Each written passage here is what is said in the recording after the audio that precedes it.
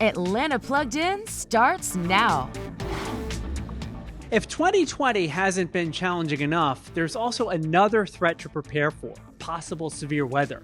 Here with some timely information to get you ready for severe weather is Raymond Farmer, president of the National Association of Insurance Commissioners. Thanks for joining us, Raymond. What can people do to prepare their homes for storms and natural disasters? Well, thank you for having me. We've noticed recently that forces of nature really don't care that we're going through a global pandemic. Hurricanes, tornadoes, severe storms, they're going to come, pandemic or not. So we need to be as prepared as possible. So the first step in being prepared is to have a plan for you and your family's safety. Then, in the event of a hurricane and you need to evacuate, build an emergency kit, a go bag. Something that would contain items that you would be away from the home for 3 to 5 days, clothes, food, water, certainly your medicines.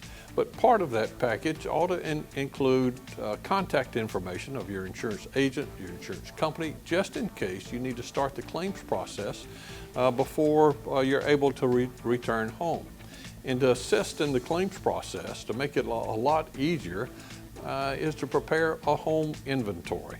Now we're still sheltering in place for the most part, so make it a family project. Go in every room of the house, list the items in that room, take pictures, take videos, so in the event you have a catastrophic loss, it will certainly take out a lot of the anxiety out of the claims process.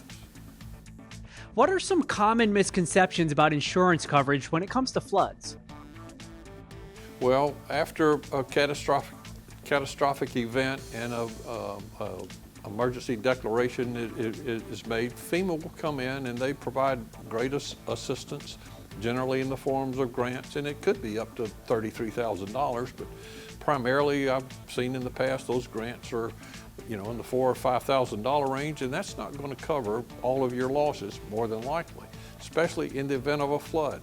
So your best option is to purchase a flood insurance policy, but we also need to understand that your typical homeowner's policy does not include the peril of flood.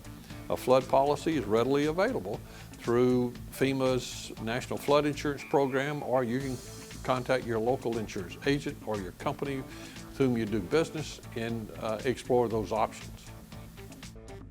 Well, those are great things to keep in mind. Thanks, Raymond. For more information, be sure to visit naic.org.